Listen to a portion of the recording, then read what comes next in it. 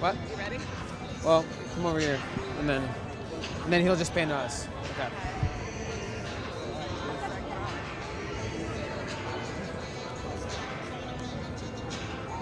So she'll give you the go-ahead.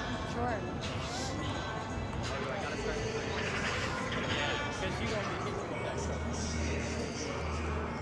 Block.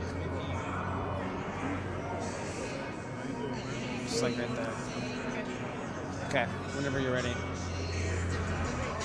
Right now. Hello, everyone, and welcome inside FedExField for the live Redskins.com pregame show. It's Natalie Calvat alongside Jake Kring-Streifels. Jake, we always got to start with the injury report. Who's active, who's playing, who's not. Yeah, so this is a big game for a lot of players. Obviously, look, we know Colt McCoy's not going to be able to play. He had the broken leg, and so when you think about the fact that we got a new quarterback under center, that obviously is the biggest thing. But in terms of guys who were questionable this week, it seems like everybody that we were worried about is going to be playing. Josh Doxson had the hip strain on Friday. He's going to be good to go. Matt Ioannidis, who missed last week in Monday night against Philly, had a big game, as we were just talking about, against the Giants. He's going to be active today. They were a little bit worried about a bone bruise and such. So that's really good news for the Redskins. Also, a little bit of a shakeup at running back. Capri Bibbs not going to be playing today. They swap him out for Byron Marshall, so he'll get a chance to go as that third-string running back. So otherwise, Ryan Anderson, kind of already assumed he was going to be out. We made the injury report on Friday. But otherwise, it's a pretty clean roster in terms of the injuries go right now. That's great. Good for us. And on the New York Giants side, obviously a key guy is out today. Yeah, Odell Beckham Jr., wide receiver. Obviously, everyone was looking at this matchup with Josh Norman a second time. He obviously has been a big part of their offense this year. And late on, I guess it was Saturday, it came out that he wouldn't be playing. So some beneficial news for the Redskins, considering, look, this defense has taken a beating the last few weeks, just hasn't really been able to put things together. The injuries have taken a toll a lot on the offense this year, but defensively, it's remained pretty healthy, and I think it's just been a matter of missed assignments, bad tackling. Greg Minuski, the defense coordinator, talked about this week. So really an opportunity for this defense to make a stand and really hone in a little bit more on Saquon Barkley this week. And Mark Sanchez is starting in his first game as the quarterback. What have we seen from him this week in practice? How is he looking so far? Yeah, I mean, this is it's quite a story. I mean, the Redskins never thought this would be the situation here. Three weeks and you lose your two quarterbacks on the roster. Mark Sanchez this week, though, finally an opportunity for him to get on the same page with everybody. The big thing for him was just how much of the playbook can we get ingrained into you in just a few practice days before starting for your first time since 2015. So this is a new opportunity. He's taken it really well in stride, and had a great press conference on Wednesday. Seemed pretty light and easy. Seemed pretty upbeat, ready to go. I mean, this is a 6-6 team. The Redskins are still in this playoff hunt. I know it doesn't seem very great when you lose your two quarterbacks that were starting on the roster the whole year, but this is an opportunity that he thinks he can try to take advantage of himself, and look, he's been on the stage before. He's no stranger to the playoff push. Right. I mean, he has the experience. It's not exactly been recent, but you look at what he's been able to do this week. Really, the cadence, the foundational things, being up at the line, guys getting used to the huddle, what you're going to say at the line, those are all things that Jay Gruden really preached this week, was actually a little frustrated by in practice. A lot of pre-snap mistakes last week. And if you look at our path to victory on Redskins.com, that's one of the things that we're going to need to do well this week for the Redskins to win, is cut down all those false starts, those holding penalties that have really afflicted this Redskins offense. You saw Mark Sanchez get into so many second and long, third and long situations last week. It just doesn't help. You can't get the running game going with that. So a lot of the cadence was a big thing this week, and I think they've ratted that down for a little bit. And Jake, we're answering comments and questions from viewers. From Jim, no Odell Beckham Jr. How does this impact the Redskins' defensive plan? Yeah, I mean, it's a little bit of a difference, because I'm sure Greg Minuski looked at that and said, okay, well, maybe we'll switch things up. Now, I mean, cornerback Josh Norman, he's been against some of these top wide receivers over the last month or so now, and they've been letting him follow a lot of these guys. I think that was one of the earlier things in the season they weren't sure about doing. A lot of teams they played early on didn't have those standout guys, and they didn't really feel the need that Josh had to travel with them. But he had been doing that for the last month, and it seemed to be working pretty well. I mean, he shut down Alshon Jeffrey pretty well last week, got the interception too. So regardless of whether Odell's in the lineup, I'm curious to see how they'll use him. That could impact the way that they use zones and man coverage a lot. But the big thing too this week, you look at Quinton Dunbar. He was placed on IR. So you've got Greg Stroman and Danny Johnson, Fabian Moreau outside. They've all kind of been rotating in and out in terms of playing inside and out. They're going to be leaned on a little bit, but not as heavily now because Odell's gone. So I think that'll help the secondary for sure. Absolutely. We go back to week 8, the win over the New York Giants. Hopefully we'll repeat that today. But this is coming from Bruce. He wants to know, what do the Redskins have to repeat defensively from week 8 and that win over the Giants? What do they have to do today to... Yeah, I mean, look, it comes down to the defensive line too. I mean, I think that's one of the things that was so apparent in that first half, and especially in that Giants game. They had 7 sacks. And when you're able to put a pressure on Eli Manning like that, he's just not a mobile quarterback. He doesn't have the skill set to really get out of the pocket that well.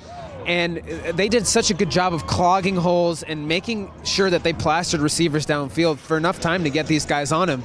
So when you think about the success model for what this defense can do, it really does lean back on what they did last game, back in that Week 8 matchup, and it's, attack Eli Manning and get him down as much as possible, and that really will set the tone defensively, I think, and get these guys into bigger, like what happened to the Redskins last week, 2nd and long, 3rd and long situations where Saquon Barkley running the ball just isn't an important part of the game plan.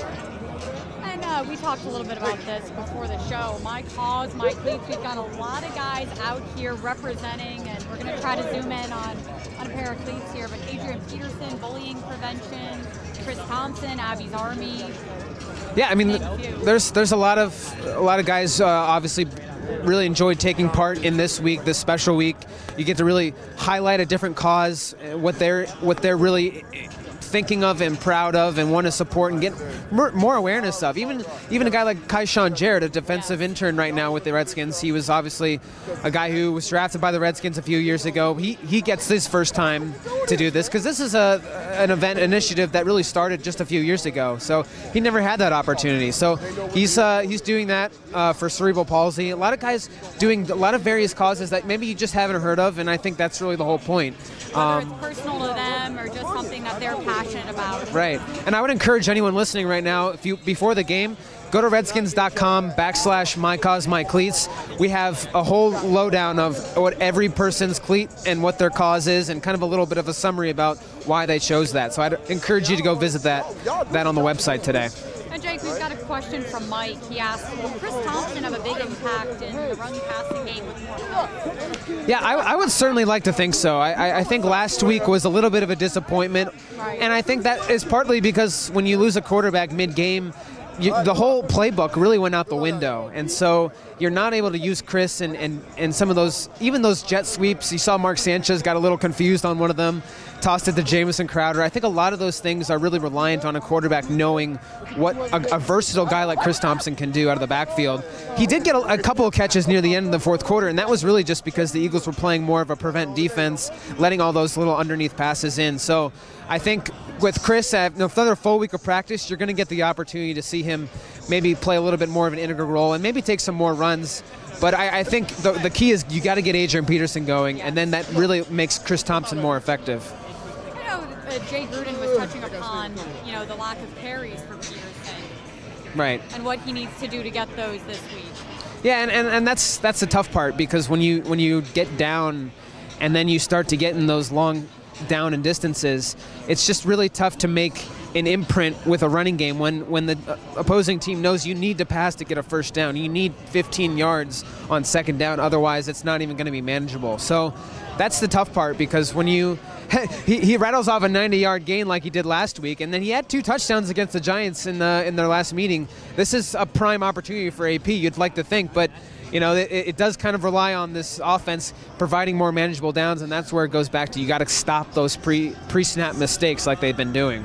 Yeah, and going back to the quarterbacks, is it going to come down to who plays better between Sanchez and Manning? Yeah, I mean, I think certainly so. You've got Mark Sanchez in charge of your offense, and whenever a new guy is there, he sets the tone, he sets the pace. I think really if he can get Adrian Peterson going, it relieves a lot of the burden on his shoulders. And so as I mentioned, when you are able to do that, then you open up the play action a lot. You maybe can run some bootlegs. You can run the ball a little differently. Maybe mix up. The defenses don't have to guess as much. Right. And so that really plays into his benefit when you're able to find these shorter downs, third and 3, 2nd and 5, and you make it not as taxing and not as as put into such a corner for Mark Sanchez. And Sanchez all week, thankful for the opportunity, grateful to be here, excited, he's hungry, has he been getting the guys' energy up? Yeah, and he actually, he said last week that he's not a guy that's going to go in the locker room and give some, Friday Night Lights speech, like he said. This isn't that kind of situation for him yet. He doesn't feel like he has full ownership yet. This is a guy that's making his first start in a few years. So I think he knows everybody is supportive of him, and I think they're ready to play for him as best they can. They know the situation he's in. It's not ideal. Nobody really wants to be in this situation, and I think he's just looking at it as a great opportunity. He's going to do his best. He's going to play to the best of his ability, and I think a lot of these guys really are behind him.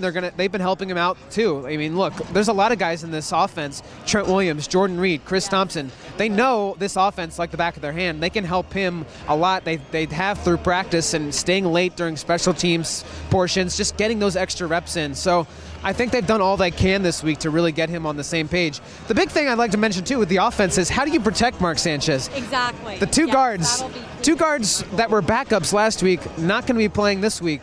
So you got more injuries on the guard front. This week, Jay wasn't sure exactly what he was going to do, and it's now apparent just through the inactive list today and the lineup changes, he's going to go big on the offensive line. He's going to put Tyan Secchi at left guard, and he's going to put Austin Howard, normally a tackle, at the right guard position. So there are going to be a lot of big guys, and I think the concern with that usually is, well, if you got a shorter quarterback, and Mark Sanchez isn't too short, but he is on the shorter side, how does that impact his vision? Right. Jay said he'd rather have a guy be more sound with bigger guys up the middle against these bigger defensive fronts than have to worry about looking over somebody. So that's his philosophy. We'll see if it pays off today. But he could also move in some of these smaller athletic guards in between and get them on some more bigger run outside zone plays where they can use their athleticism a little bit more. Looking at special teams, who has the edge? Special teams, well, look, it's a tough blow for the Redskins, too. They lost their another punt returner, Trey Quinn, this week, and he was a great slot receiver for those 2 weeks that he had him. And, really starting to make an impression against the Dallas, but it's going to be tough when you lose another punt returner. They've had some issues there. Jamison Crowder's been out for a long time. He's finally back, but just hasn't been able to do punt returns. So you're looking at maybe Danny Johnson. He did a little bit last week. Maurice Harris did as well. But, I always think when you have Tressway and Dustin Hopkins, the advantage is in your favor. And Tressway putting on another Pro Bowl campaign, you got to vote for him. Use hashtag Pro Bowl vote. This is the last couple days you can do that. But, he hasn't had a touchback this season. It pinned a lot of guys in between the 20s. So this has been a really great season for Tressway, and I think the Redskins have been really fortunate to have him. And he's really helped a lot in field position for this defense. And what receiver could make the biggest surprise and impact in the passing game? That's a good question. I think, you look at what Josh Doxson was able to do a little bit last week with Colt McCoy. I think they got on the same page, and then Colt goes down. It's hard. So it's hard to know exactly how Mark Sanchez is going to use a lot of these guys. We haven't seen him really play with these guys before and with a full week of practice and knowing their tendencies. I'd like to think Josh would play an impact, but who knows? Mark might find more opportunities with Jamison Crowder today than Colt found him last week. So I still think Jordan Reed is going to be his biggest outlet today. He plays kind of like a wide receiver anyway, and I think just that security blanket of him up the seam and being so versatile around him, both in the playing outside and inside, I think that's just going to help, and I think Jordan Reed's probably going to have another good day for Mark. Jake, let's close with this $1 million question. Can the Redskins win this battle again? If they win this game, this will be the first time the Redskins sweep the Giants since 2011. I think that's not necessarily the motivational point, but I think it would be something to really put an imprint on at least part of the division and say, look, we're going to win at home again in front of these fans. It's been a couple weeks, three losses in a row. I think they're all motivated. It's just going to come down to can Mark Sanchez play like we've seen him play previously in his career on a short week. It's really tough, but I think with the fact that if this defense can play up to their ability and not the way that they have been the last few weeks, this could be a game the Redskins win. I think it's going to be close. It's cold. They established the run. This Redskins team can always surprise you when you least expect it. So I say, of course, there's always a chance here. Cold, perfect football weather.